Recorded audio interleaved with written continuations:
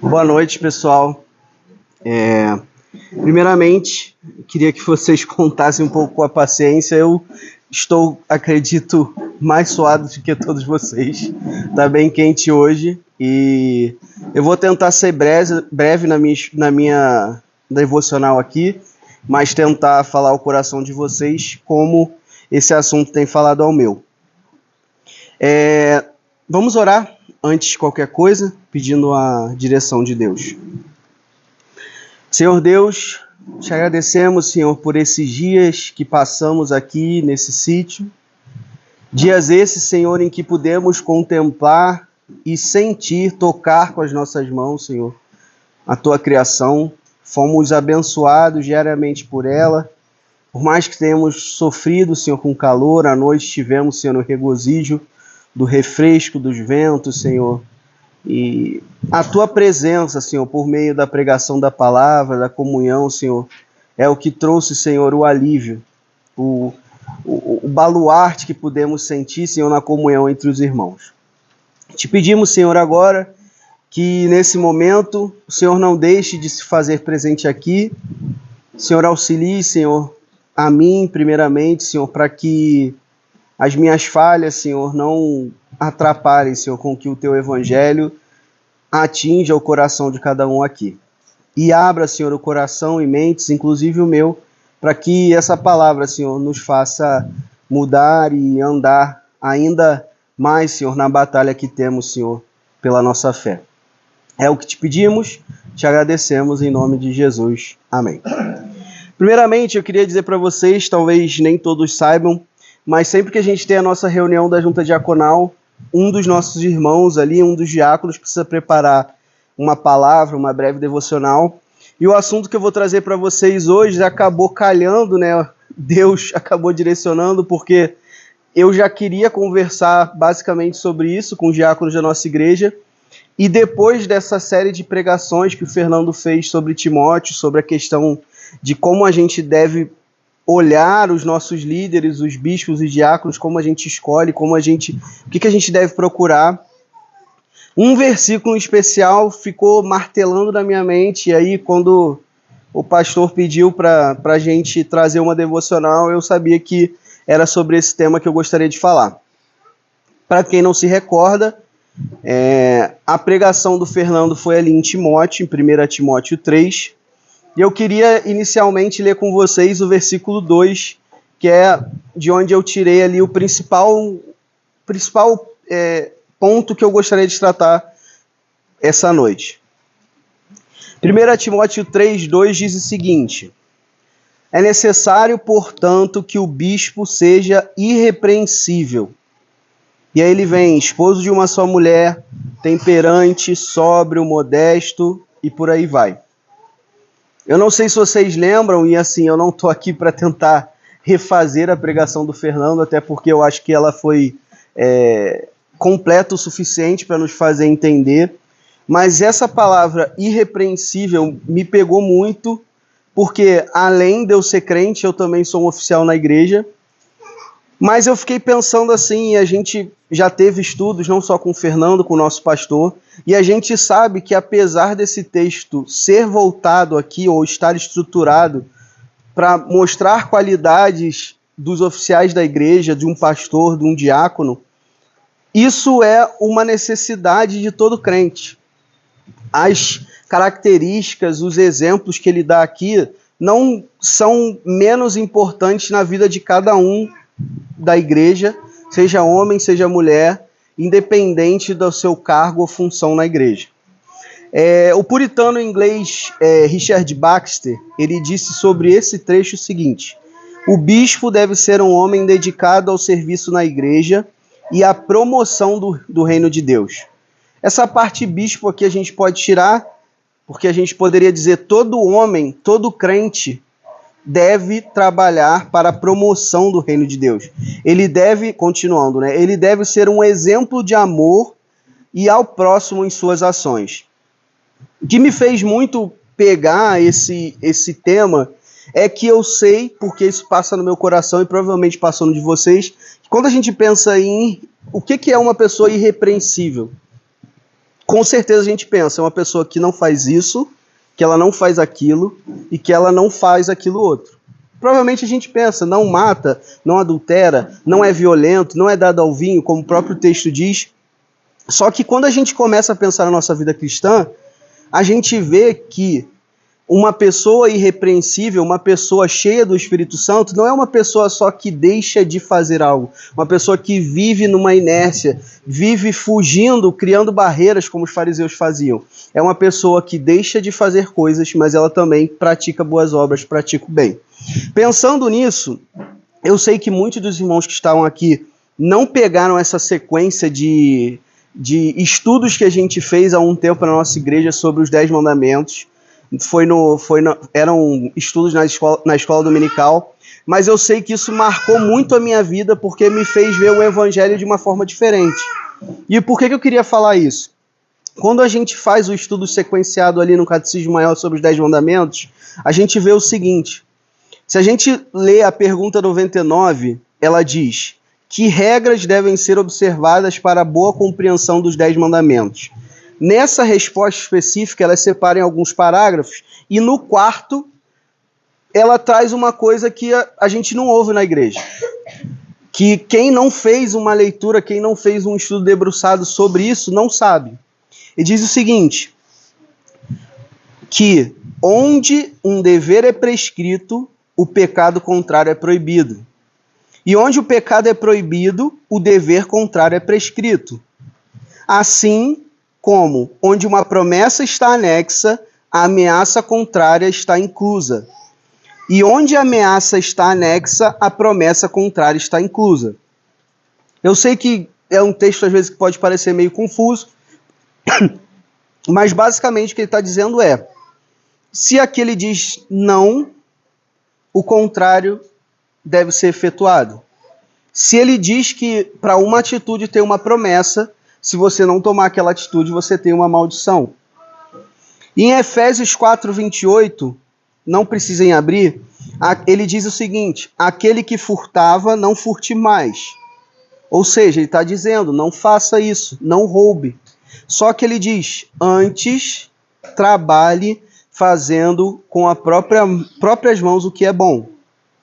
Ou seja, se a gente olhar, inclusive nas perguntas sequentes que ele fala de cada mandamento, primeiro, segundo, terceiro, quarto, até o 10º, você sempre vai ver uma primeira pergunta que ele vai dizer qual é o primeiro mandamento? E ele vai ter a resposta. E as próximas perguntas em todos os mandamentos são: quais são os pecados proibidos? Quais são os deveres exigidos? E quando a gente não tem essa leitura, não tem esse estudo, a gente não consegue ter a dimensão do que, por exemplo, um não matarás significa. Porque a gente acha que todo mundo aqui nunca pecou no não matarás. A gente não tem a dimensão do não adulterarás para a gente que é casado. Ou mesmo de solteiros. E a gente, quando faz um estudo, quando mergulha ali, a gente percebe que em nenhum dos mandamentos a gente está fora. Então, assim, o que eu queria pegar inicialmente a partir disso? Que na vida cristã, a gente não deve somente fugir da impureza. A gente deve agir proativamente em busca de uma vida de santidade. Quando a gente abre ali, eu vou pedir para vocês abrirem junto comigo, Judas 1:3. Ele diz o seguinte... Não é um manejo bíblico, gente, mas é Judas 1:3. Ele diz o seguinte: amados, quando empregava toda diligência em escrever-vos acerca da nossa comum salvação, foi que me senti obrigado a corresponder-me convosco. E aí ele vem, exortando-vos a batalhardes diligentemente pela fé que uma vez foi entregue por todas aos santos. Ele não diz, exorto-vos a fugires, a não pecares, a não fazeres essa ou aquela ação. Ele diz que a nossa fé, a nossa salvação tem uma batalha e a gente ativamente tem que tomar atitudes práticas, mortificando a nossa carne, fugindo, obviamente, da imoralidade, mas tomando atitudes práticas, as famosas boas obras. Em Romanos 8:13, Paulo diz o seguinte: Porque se viverdes segundo a carne, haveis de morrer. Mas se pelo Espírito mortificardes a carne as obras do corpo, vivereis.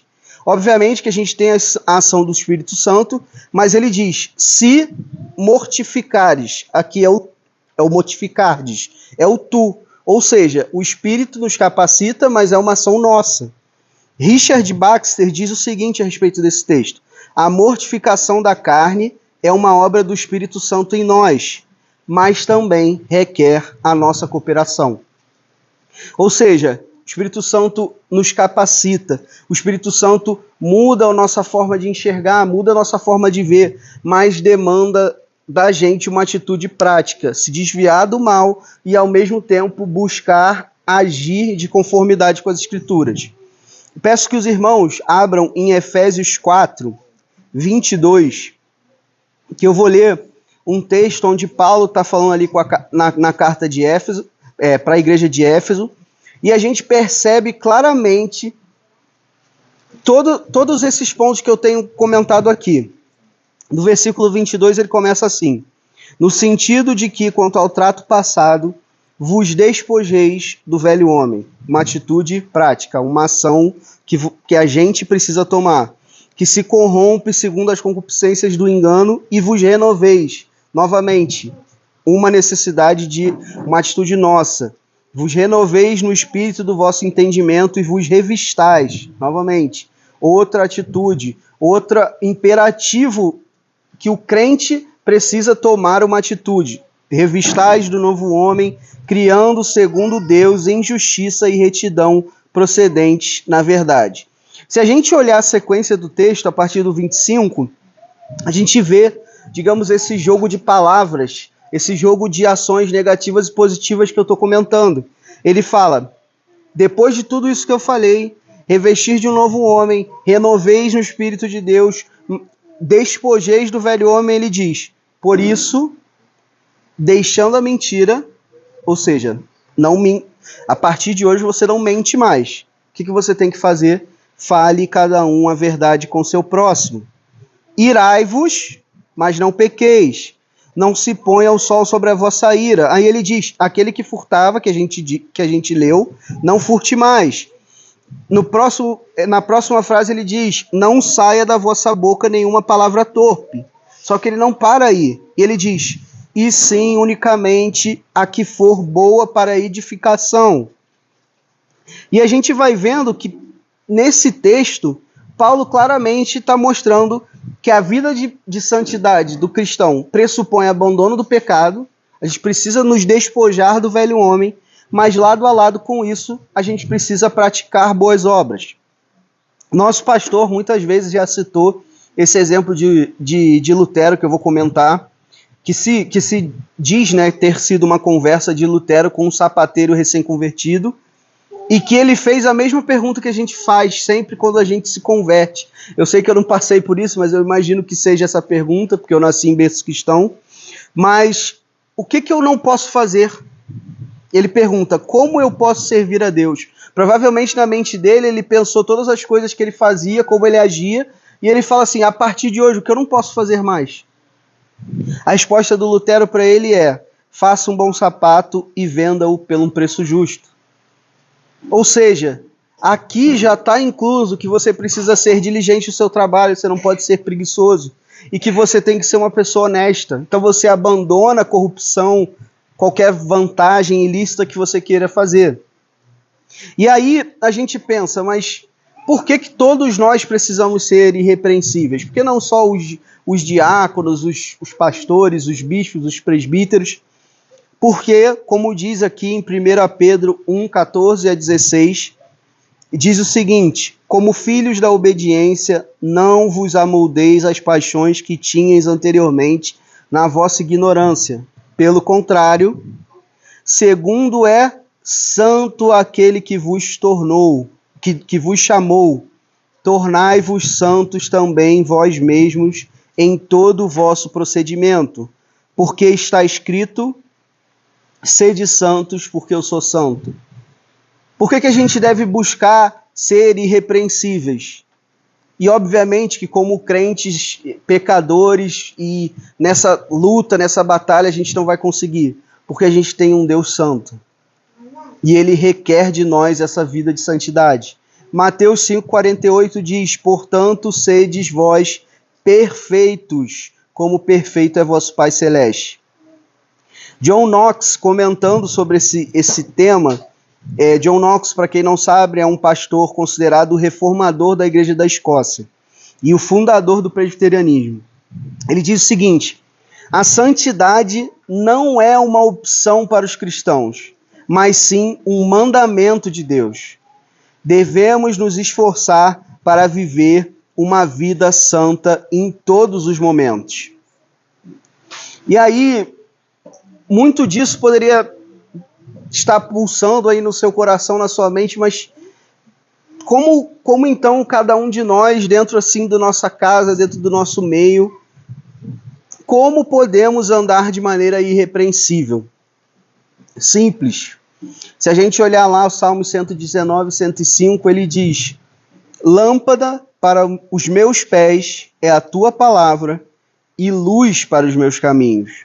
O que ela está querendo dizer isso? A própria palavra que, junto com o Espírito Santo que Deus derrama sobre nós, nos faz enxergar e ver o caminho que a gente deve perseguir. Hoje mesmo a gente estava conversando sobre a questão da decoração de provérbios, de salmos, e quem começar a fazer isso, quem começar a tomar essa atitude de repente pós-retiro, ler um salmo por dia, um provérbio por dia, vai ver quantos ensinamentos e qual é a riqueza, a profundidade que a gente encontra aqui de caráter prático para uma vida santa e que agrade a Deus. Mas pensando nisso, as crianças aqui poderiam me perguntar: mas tio João, o que eu, filho, preciso fazer para me tornar irrepreensível? A Bíblia diz em Efésios 6, 1 a 3, se vocês puderem abrir, diz o seguinte, Efésios 6, 1 a 3, filhos, obedecei a vossos pais no Senhor, pois isto é justo. Honra teu pai e tua mãe, que é o primeiro mandamento com promessa, para que te vá bem e sejas de longa vida sobre a terra. A gente que já estudou esse mandamento, a gente sabe que tem desdobramentos em relação aos superiores e inferiores, mas basicamente aos filhos que estão aqui, o que esse texto está dizendo? A gente deve obedecer, a gente deve honrar nossos pais como ao Senhor. Isso é interessante porque se você na tenra infância não consegue fazer isso, se seu pai ou se você luta contra isso, no futuro vai ser muito difícil você se abaixar, você ser contristado pela palavra de Deus, porque você não foi treinado a obedecer o seu pai, ou então no seu coração você luta contra esse mandamento. Honrar, se a gente for procurar no dicionário, ele significa distinguir. Para as crianças que não sabem o que é distinguir, significa colocar num lugar diferente, dar uma proeminência, dar um respeito maior a alguma pessoa. Provérbios 13, 1 diz também que o filho sábio ouve a instrução do pai, mas o escarnecedor não atende à repreensão. Então, como filhos, o que majoritariamente nós precisamos fazer? Honrar os pais, obedecê-los e atender às suas palavras, porque é isso que Deus requer de nós. E aí, de repente, as mulheres poderiam perguntar: o que nós devemos fazer para nos tornarmos irrepreensíveis? Provérbios 31 fala muito bem sobre isso, sobre a mulher virtuosa, e nos versos 13 a 18 ele mostra que a diligência no trabalho torna uma mulher irrepreensível. Busca lã e linho e de bom grado trabalha com as mãos. É como navio mercante, de longe traz o seu pão. É ainda noite e já se levanta e dá mantimento à sua casa e tarefa às suas servas. Examina uma propriedade e adquire-a. Planta uma vinha com as rendas do seu trabalho. Cinge os lombos de força e fortalece os braços. ela percebe que o seu ganho é bom e a sua lâmpada não se apaga de noite. A gente vê a diligência, a gente vê o cuidado. Praticamente, quando a gente lê Provérbios 31, a gente imagina, esse homem não trabalha. Mas só que a gente vê que a esposa virtuosa, a mulher virtuosa, é aquela que orquestra a casa enquanto seu marido está trazendo os mantimentos, trazendo sustento na rua. E ela, esse final é interessante, a sua lâmpada não se apaga de noite. Ou seja, ela trabalha dia e noite. O marido dela pode chegar à noite, a casa está preparada para recebê-lo. Ela não descansa, ela é diligente. A mulher que deseja ser irrepreensível, ela deve ser modesta. 1 Timóteo 2, 9 e 10 diz: da mesma sorte que as mulheres em traje decente se ataviem com modéstia e bom senso. Ou seja, como é próprio, no final do versículo 10, as mulheres que professam ser piedosas. A modéstia, ou seja, ter uma atitude de pensar como eu posso agredir o meu irmão, de repente, com a forma com que eu me visto, com a forma com que eu falo, com que eu me coloco, como eu vivo a minha vida, e ela pensa, eu preciso agir de maneira piedosa. Isso é uma atitude prática, não é uma atitude somente de fugir da impiedade. Matthew Henry, sobre esse texto, diz o seguinte: a modéstia no vestuário é uma expressão da submissão da mulher a Deus. Ou seja, o que ele quer dizer? A partir do momento que a mulher age de uma maneira modesta, ela está mortificando a sua carne. Porque muitas das vezes ela quer esbanjar ou mostrar seu corpo, seduzir outras pessoas, mas aqui não. Ela precisa submeter a Deus e o que Deus exige dela, que ela guarde o seu corpo. Se ela tiver um marido, que ela guarde esse momento para o ambiente que tiver com seu marido. Ela também precisa ser uma auxiliadora idônea, sábia. Provérbios 31, 26 diz: fala com sabedoria e a instrução da bondade está na sua língua. Ou seja, ela é uma pessoa que consegue aconselhar seu marido com o quê? Instrução da bondade é o quê? É a palavra de Deus. Não é simplesmente chegar nele e auxiliá-lo numa questão do seu trabalho de maneira prática. Mas não, ela traz conforto, ela traz admoestação quando necessário. É uma pessoa que conhece a palavra e ela consegue transmitir conforto também e amparo para o seu marido. Ela precisa ser, além de submissa, como a gente já conhece, ela precisa ser exemplo. Isso é uma parte importante. Em Tito 2, 3 a 5, se vocês quiserem abrir, Tito diz o seguinte, quer dizer, Tito não, né? Mas quanto às mulheres idosas, semelhantemente, sejam sérias em seu proceder, não caluniadoras, não escravizadas a muito vinho, sejam, como vocês gostam de se chamar, mestras do bem, a fim de instruírem as jovens recém-casadas a amarem seus maridos, seus filhos, e no final, para que a palavra de Deus não seja difamada. Então olha que papel interessante que a palavra requer das mulheres mais maduras na igreja. Elas precisam, como a gente vê ali a respeito dos diáconos, dos presbíteros, ser referência. Elas precisam instruir, elas precisam mostrar às mais novas, não somente como agir dentro de casa com seus maridos, mas como amar mais a Deus, como buscar com que a palavra de Deus, como diz aqui, não seja difamada. E aí, puxando aqui agora a carga para a gente, a maior carga para os homens, o que a Bíblia espera de nós? Obviamente que aqui eu não estou esmiuçando cada detalhe, cada ponto, cada necessidade que homens, mulheres, filhos precisam, mas a gente precisa ser diligente quanto ao nosso trabalho. Provérbios 10, 4 diz o seguinte: o que trabalha com a mão remissa empobrece, mas a mão dos diligentes vem a enriquecer-se. O que ele está falando aqui? Preguiça. É talvez o mal do século. John Knox diz uma coisa que para a gente de repente pode ser forte demais, mas ele diz: a preguiça é um sinal de incredulidade. É uma palavra forte, porque a gente pensa, mas por quê? A pessoa não quer fazer uma coisa, a pessoa não quer se esmerar. E ele fala o seguinte: Knox acreditava que a diligência no trabalho e o trabalho árduo eram expressões da fé em Deus. Ao trabalhar diligentemente, o indivíduo demonstrava sua confiança na providência divina e sua gratidão pelos dons recebidos. Ou seja, ele confiava que por meio do trabalho dele, o Senhor ia trazer o sustento. E ele não pegava os talentos dele e simplesmente guardava, afundava. Não, ele usava os talentos dele porque ele sabia que ele precisava utilizar, porque Deus tinha dado para ele. O trabalho também era visto como uma forma de glorificar a Deus e contribuir para o bem-estar comum. Então Deus tinha colocado ele no mundo para glorificar a Deus e por meio do seu trabalho também mostrar ao próximo como um homem crente deveria agir.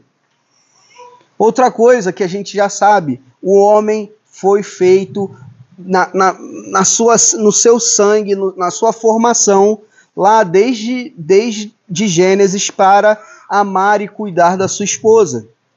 Efésios 5, 25 a 28, se vocês quiserem abrir, diz o seguinte: maridos, amai vossa mulher como quê?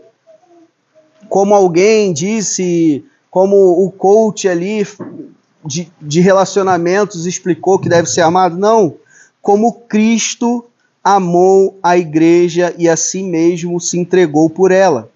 Talvez isso seja uma das maiores dificuldades que a gente, como homem, tem que fazer, porque a gente, com certeza, não vai chegar aos pés do que Cristo fez por nós. Mas essa é a nossa referência. Cristo se entregou pela sua igreja. Para quê? Para que a santificasse, tendo-a purificado por meio da lavagem de água pela palavra, para apresentar a si mesmo igreja gloriosa, sem mácula, nem ruga, nem coisa semelhante, porém santa e sem defeito. Assim também os maridos devem amar a sua mulher como ao próprio corpo. Quem ama a sua esposa, a si mesmo se ama. É complicado, porque muitas das vezes nós mesmos abandonamos o amor pelo nosso corpo, a gente não age de maneira a se preocupar com isso, mas a palavra de Deus pede que nós cuidemos de nossas esposas proativamente e efetivamente como Cristo se entregou pela igreja. E a preparemos, a apresentemos ao Senhor, como se no último dia o Senhor fosse olhar para nós e falar: você cuidou dessa alma que eu deixei para você, acreditei a você, você preparou ela para esse dia, você esteve ali purificando ela, tirando as rugas, tirando as máculas. Um homem de Deus também, ele foi criado e ele, para se tornar irrepreensível, ele deve buscar a Deus e sua sabedoria. Em Provérbios 2, de 1 a 5, ele diz o seguinte: filho meu, se aceitares as minhas palavras e esconderes contigo os meus mandamentos, ou seja, ele recebeu a palavra, escondeu. A gente esconde algo, a gente guarda algo que a gente tem como precioso, tem como importante. Se fazeres atento à sabedoria, o teu ouvido para inclinares o coração ao entendimento, e se clamares por inteligência, e por entendimento alçares a voz, se buscares a sabedoria como a prata, e como a tesouros escondido a procurares, então entenderás o temor do Senhor e acharás o conhecimento de Deus. Por que a gente tem que buscar sabedoria? Porque é a gente que vai estar lidando com as nossas esposas, a gente que vai estar preparando a nossa casa, o serviço, a gente agindo como profetas, como sacerdotes do nosso lar. O que a gente precisa ser também? Como eu disse agora, ser o líder espiritual. Quando a gente olha o texto lá de Deuteronômios, é uma palavra muito forte, o 6, de 6 a 7. A gente já ouviu esse texto muitas das vezes, mas às vezes é difícil a gente entender. Estas palavras que hoje te ordeno estarão no teu coração. Tu as inculcarás a teus filhos. E aí a gente vê mais uma ação que é demandada de nós. O Espírito Santo vai estar agindo em nós, vai estar agindo em nossos filhos, mas primeiro a gente precisa ter a palavra no nosso coração e a gente tem a responsabilidade, aqui praticamente o texto é abrir a cabeça dos nossos filhos e enfiar a palavra de Deus na cabeça deles. É inculcar, é enfiar na mente deles o amor que, primeiramente, a gente tem que ter ao Evangelho. E aí ele continua, né, na tua casa falarás assentado e andando pelo caminho, ao deitar-te, ao levantar-te. Ou seja, aquela palavra está no teu coração que, por mais que você não esteja dia e noite orando de maneira prática, fazendo uma devocional, a palavra vai rondar a sua vida. Em situações que você passar por uma tribulação, você vai lembrar de um salmo. Em situações que você tiver com um amigo seu que estiver passando uma dificuldade, você vai lembrar de uma palavra de encorajamento. E a mesma coisa você vai estar fazendo dentro da sua casa. E aí, meus irmãos, concluindo esse tema que eu queria trazer, a gente vê claramente que a busca por tornarmos irrepreensíveis, a busca por uma vida irrepreensível, não se trata unicamente de se adequar a regras e normas. Não faça isso, não faça aquilo, fuja disso, fuja daquilo, mas sim que a gente precisa buscar um caráter que reflita a Cristo em nossas vidas. E isso vai impactar a nossa família, isso vai impactar o nosso próximo, e isso vai dar um testemunho de amor e da graça de Deus, não só nas nossas vidas, mas se a gente conseguir transmitir isso aos nossos filhos, às nossas esposas, aos nossos amigos, aos que são liderança na igreja, a todo o rebanho, a gente vai conseguir transmitir a todos a graça de Deus. Queria só, para finalizar, ler um texto de Efésios, aí se todos puderem abrir. É o texto que eu queria ler para a gente finalizar. É Efésios 5, versículo 3 a 21.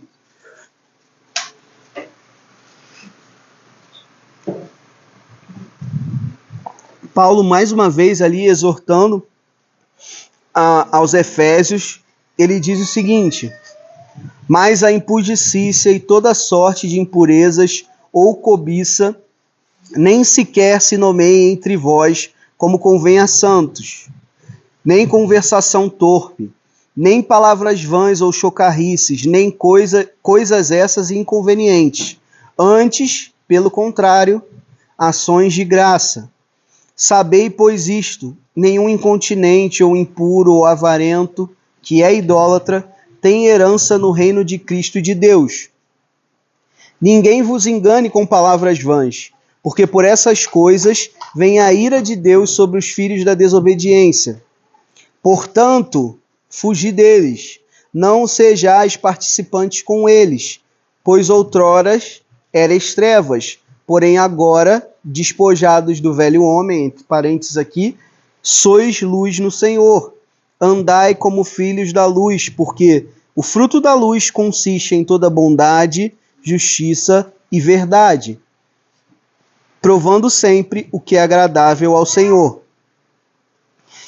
Você pode ver que ele vem trazendo sempre negativas: fugir, sair, se ausentar e andar, buscar a consistência, buscar os frutos, a luz, a verdade e a justiça.